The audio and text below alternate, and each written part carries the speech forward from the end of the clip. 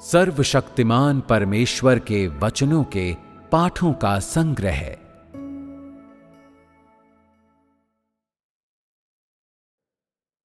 कार्य और प्रवेश 3।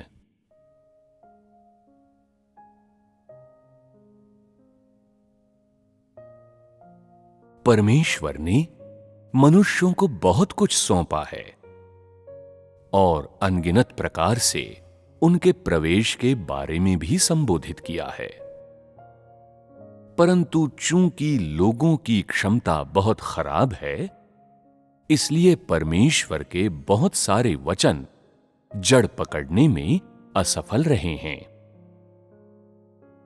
इस खराब क्षमता के विभिन्न कारण हैं, जैसे कि मनुष्य के विचार और नैतिकता का भ्रष्ट होना और उचित पालन पोषण की कमी, सामंती अंधविश्वास जिन्होंने मनुष्य के हृदय को बुरी तरह से जकड़ लिया है, दूषित और पतनशील जीवन शैलियां जिन्होंने मनुष्य के हृदय के गहनतम कोनों में कई बुराइयां स्थापित कर दी हैं, सांस्कृतिक ज्ञान की सतही समझ, लगभग 98% लोगों में सांस्कृतिक ज्ञान की शिक्षा की कमी है, और इतना ही नहीं, बहुत कम लोग उच्च स्तर की सांस्कृतिक शिक्षा प्राप्त करते हैं। इसलिए मूल रूप से लोगों को पता नहीं है कि परमेश्वर या पवित्र आत्मा का क्या अर्थ है। उनके पास परमेश्वर की सामंती अंधविश्वासों से प्राप्त केवल एक धुंधली और अस्पष्ट तस्वीर है।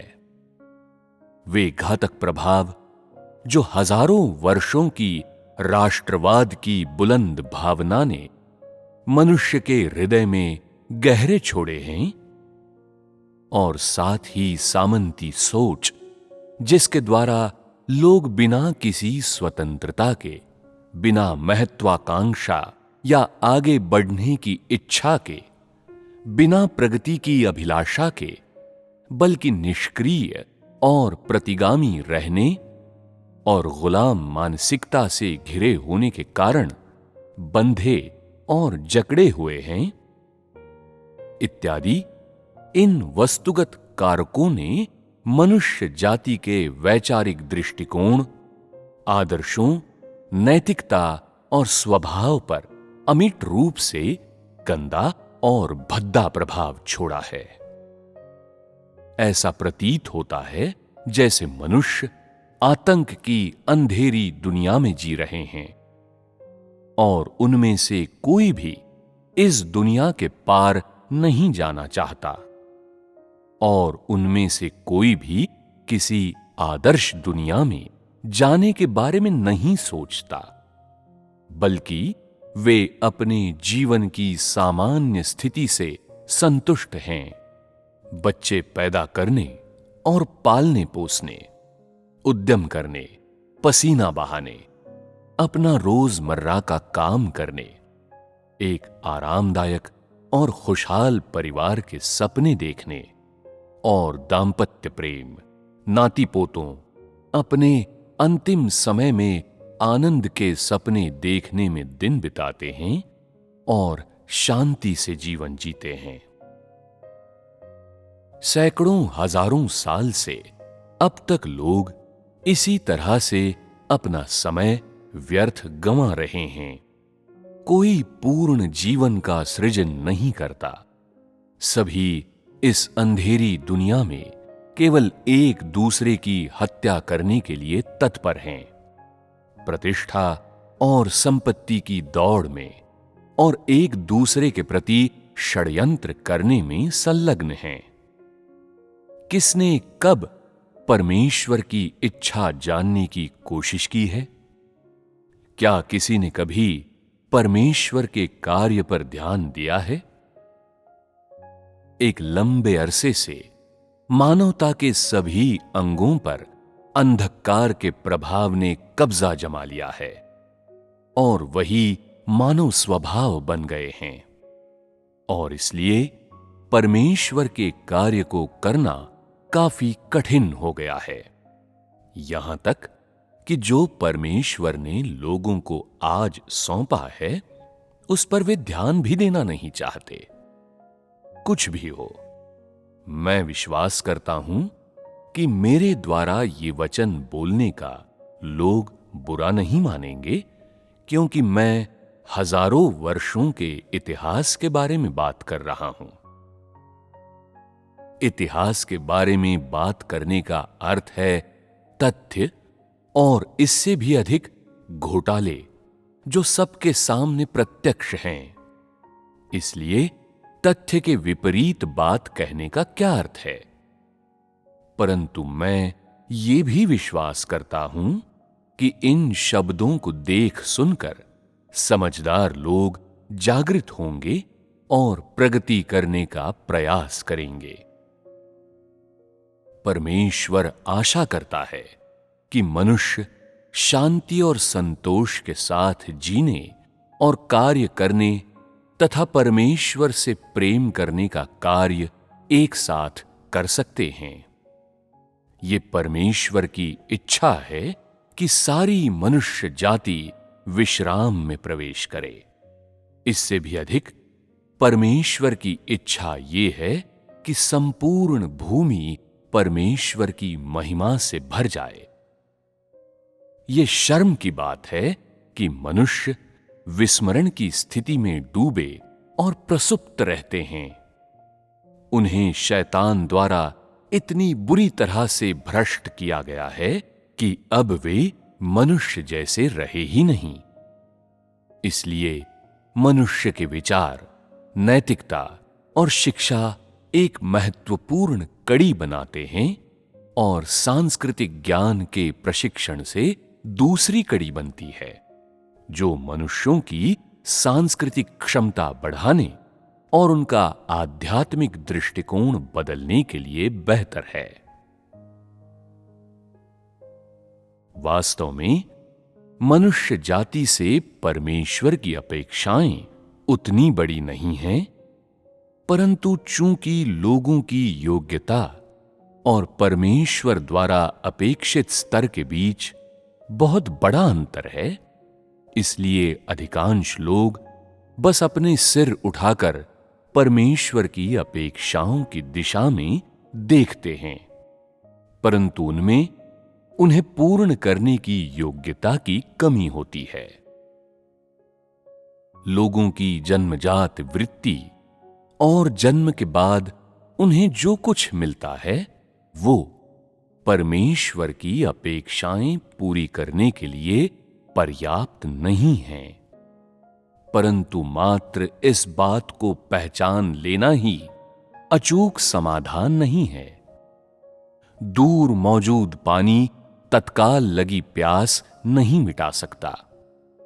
भले ही लोगों को ये ज्ञात हो कि वे धूल से भी अधिक हीन हैं, पर यदि उनके पास परमेश्वर के हृदय को संतुष्ट करने का संकल्प नहीं है और वे परमेश्वर की अपेक्षाएं पूरी करने के लिए उन्नत तरीकों का भी प्रयोग नहीं करते, तो उस प्रकार के ज्ञान का क्या मूल्य है? क्या ये छलनी से पानी निकालने के समान पूरी तरह से व्यर्थ नहीं है? मैं जो कह रहा हूं उसका मूल बिंदु प्रवेश है, यही मुख्य विषय है।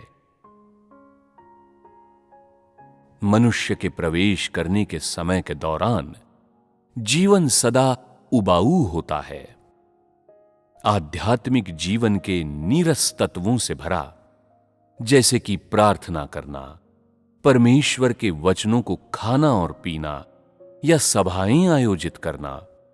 इसलिए लोगों को हमेशा ये लगता है कि परमेश्वर पर विश्वास करने में कोई आनंद नहीं आता।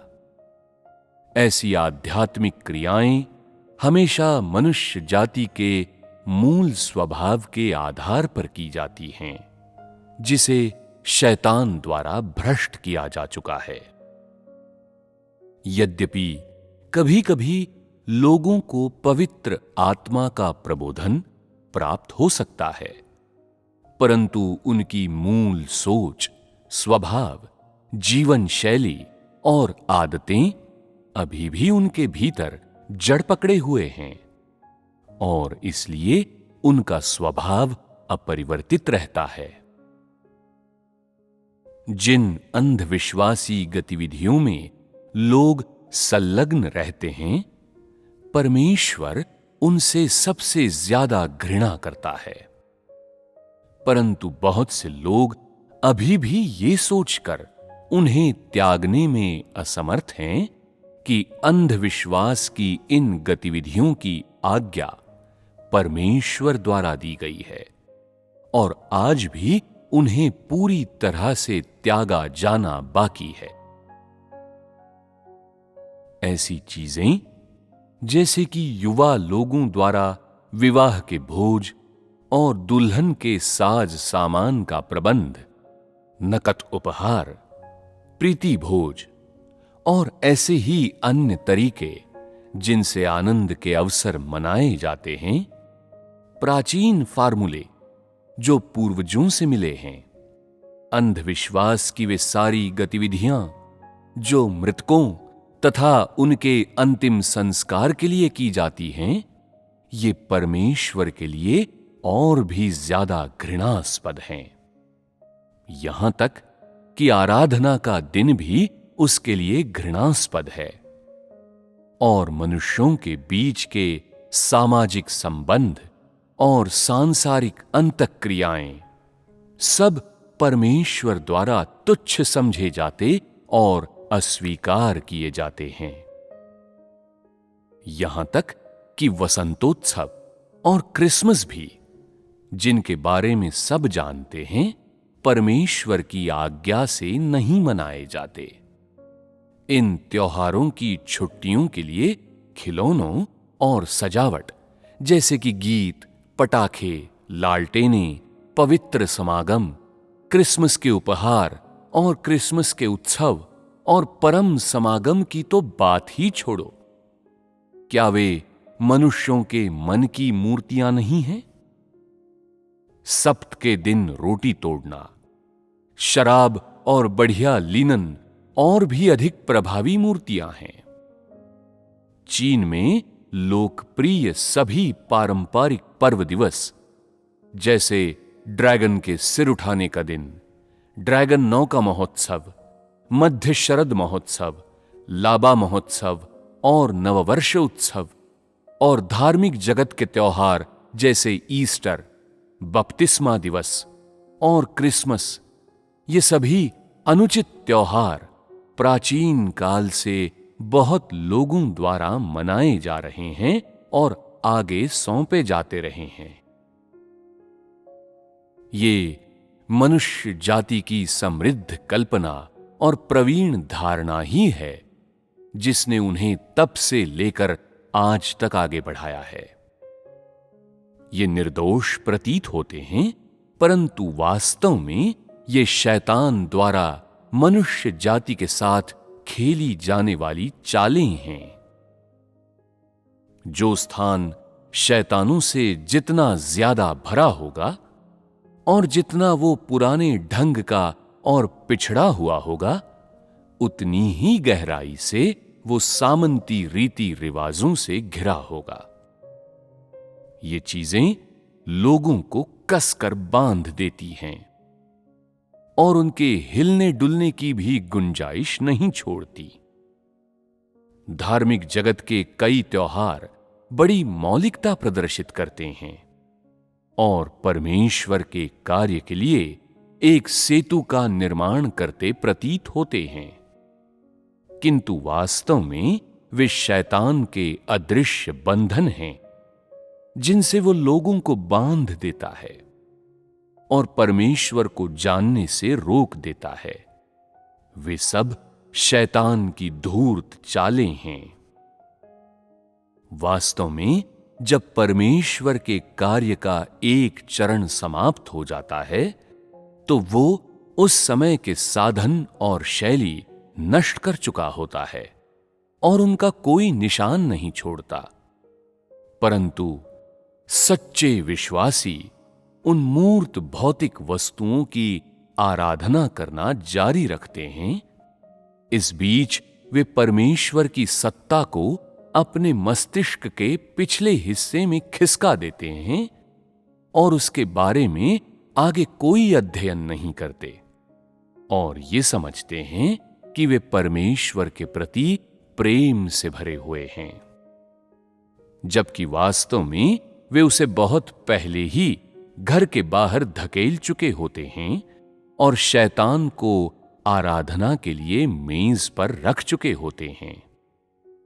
यीशु, क्रूस, मरियम, यीशु का बपतिस्मा, अंतिम भोज के चित्र, लोग इन्हें स्वर्ग के प्रभु के रूप में आदर देते हैं, जबकि पूरे समय बार बार प्रभु स्वर्गिक पिता पुकारते हैं। क्या ये सब मजाक नहीं है?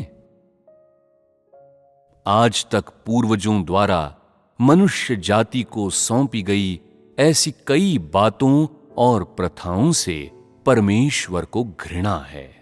वे गंभीरता से परमेश्वर के लिए आगे के मार्ग में बाधा डालती हैं और इतना ही नहीं, वे मनुष्य जाति के प्रवेश में भारी अड़चन पैदा करती हैं। ये बात तो रही एक तरफ कि शैतान ने मनुष्य जाति को किस सीमा तक भ्रष्ट किया है।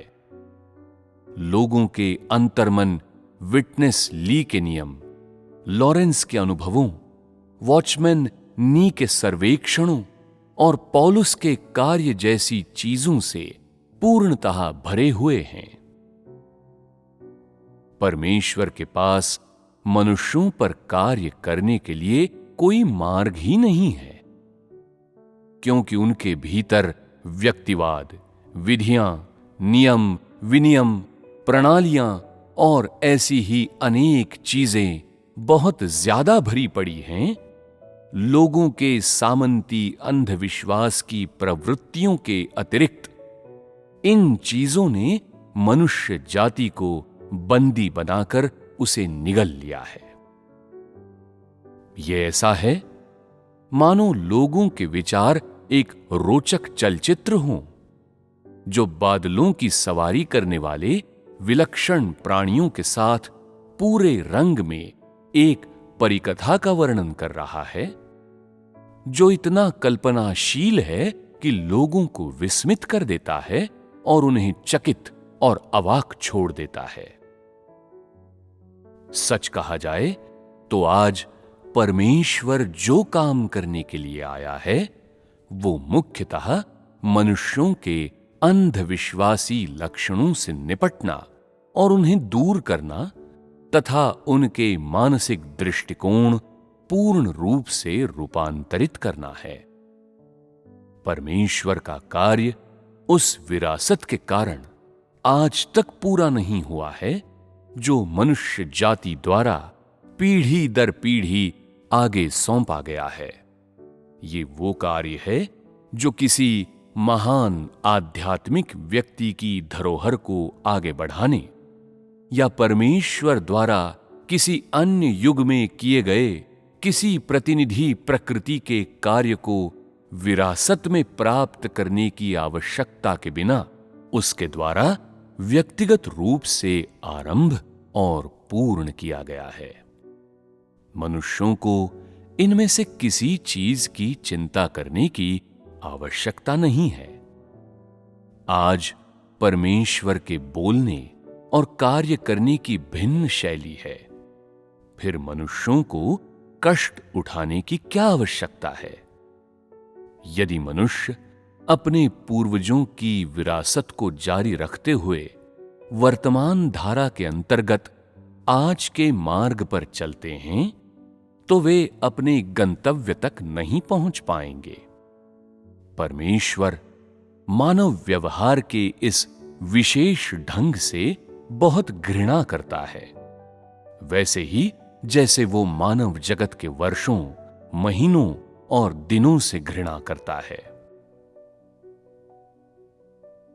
मनुष्य के स्वभाव को बदलने का सबसे अच्छा तरीका लोगों के अंतर्मन के उन हिस्सों को ठीक करना है जिन्हें गहराई से विषैला कर दिया गया है, ताकि लोग अपनी सोच और नैतिकता को बदल सकें। सबसे पहले लोगों को स्पष्ट रूप से ये देखने की जरूरत है कि परमेश्वर के लिए धार्मिक संस्कार, धार्मिक गतिविधियां, वर्ष और महीने और त्योहार घृणास्पद हैं।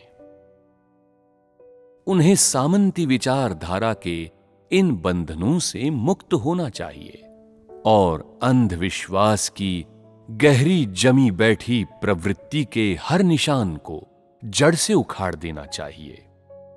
ये सब मनुष्य जाति के प्रवेश में सम्मिलित हैं।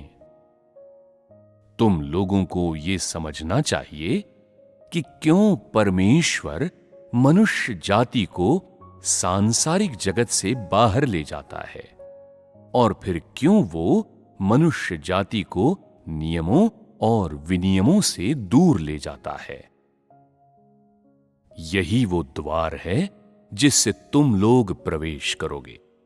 और यद्यपि इन चीजों का तुम्हारे आध्यात्मिक अनुभव के साथ कोई संबंध नहीं है, फिर भी ये तुम लोगों का प्रवेश और परमेश्वर को जानने का मार्ग अवरुद्ध करने वाली सबसे बड़ी अड़चनें हैं। वे एक जाल बुनती हैं जो लोगों को फंसा लेता है।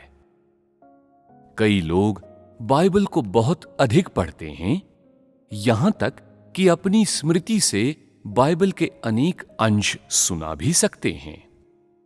आज अपने प्रवेश में लोग परमेश्वर के कार्य को मापने के लिए अनजाने में बाइबल का प्रयोग करते हैं, मानो परमेश्वर के कार्य में इस चरण का आधार बाइबल हो और उसका स्रोत भी बाइबल हो।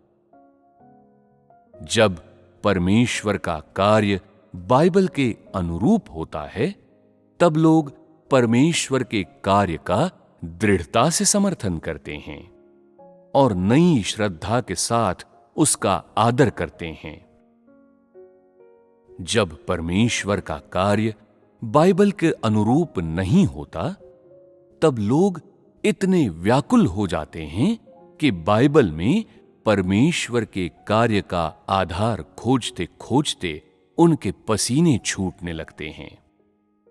यदि बाइबल में परमेश्वर के कार्य का कोई उल्लेख न मिले, तो लोग परमेश्वर को अनदेखा कर देंगे। ये कहा जा सकता है कि जहां तक परमेश्वर के आज के कार्य का संबंध है, ज्यादातर लोग उसे बहुत सतर्कता पूर्वक स्वीकार करते हैं, उसका चयनात्मक रूप से पालन करते हैं और उसे जानने के बारे में उदासीन अनुभव करते हैं। जहां तक अतीत की बातों का प्रश्न है, वे उनके आधे भाग को पकड़े रहते हैं और बाकी आधे को त्याग देते हैं। क्या इसे प्रवेश कहा जा सकता है? दूसरों की पुस्तकें किसी खजाने की तरह थाम कर और उन्हें स्वर्ग के द्वार की सुनहरी कुंजी समझकर लोग साफ साफ उस चीज में रुचि नहीं दर्शाते जो परमेश्वर आज उनसे चाहता है। इतना ही नहीं, बहुत सारे बुद्धिमान विशेषज्ञ परमेश्वर के वचन अपने बाएं हाथ में और दूसरों की उत्कृष्ट कृतियां अपने दाएं हाथ में रखते हैं, मानो वे परमेश्वर के आज के वचनों का आधार इन उत्कृष्ट कृतियों में खोजना चाहते हों, ताकि पूर्ण रूप से ये सिद्ध कर सकें कि परमेश्वर के वचन सही हैं। यहां तक कि वे दूसरों के सामने परमेश्वर के वचनों की व्याख्या उत्कृष्ट कृतियों के साथ जोड़कर करते हैं, मानो बड़ा भारी काम कर रहे हों। सच कहा जाए तो मनुष्य जाति में ऐसे बहुत सारे वैज्ञानिक शोधकर्ता हैं जिन्होंने आज की वैज्ञानिक उपलब्धियों को कभी अधिक महत्व नहीं दिया, ऐसी वैज्ञानिक उपलब्धियों को जिनकी कोई मिसाल नहीं है। इसलिए लोग पूरी तरह से आत्मनिर्भर हैं। अपनी वाक्पटुता के बल पर बड़े और व्यापक उपदेश देते हैं और परमेश्वर के अच्छे नाम पर अकड़ते हैं। इस बीच उनका स्वयं का प्रवेश संकट में होता है और वे परमेश्वर की अपेक्षाओं से उतनी ही दूर दिखते हैं जितनी दूर इस क्षण सृष्टि दिखती है। कितना सरल है परमेश्वर का कार्य करना। ऐसा प्रतीत होता है कि लोगों ने पहले ही स्वयं को आधा बीते हुए कल में छोड़ देने और आधा आज में लाने, आधा शैतान को सौंपने और आधा परमेश्वर को प्रस्तुत करने का मन बना लिया है, मानो यही अपने अंतःकरण को शांत करने तथा कुछ सुख की भावना अनुभव करने का मार्ग हो। लोगों की भीतरी दुनिया इतनी कपट से भरी है कि वे न सिर्फ आने वाले कल को बल्कि बीते हुए कल को भी खोने से डरते हैं। वे आज शैतान और परमेश्वर, जो लगता है कि है भी और नहीं भी, दोनों को अप्रसन्न करने से गहराई से डरते हैं। चूंकि लोग अपनी सोच और नैतिकता को सही तरीके से विकसित करने में विफल रहे हैं, इसलिए उनमें विवेक की विशेष कमी है और वे ये बता ही नहीं सकते कि आज का कार्य परमेश्वर का कार्य है या नहीं है। शायद ऐसा इसलिए है क्योंकि लोगों की सामंती और अंधविश्वासी सोच इतनी गहरी है कि उन्होंने बहुत पहले ही अंधविश्वास और सत्य, परमेश्वर और मूर्तियों में अंतर की परवाह न करते हुए उन्हें एक ही श्रेणी में रख दिया है और अपने दिमाग पर जोर देने के बावजूद वे उनमें स्पष्ट रूप से अंतर करने में असमर्थ प्रतीत होते हैं।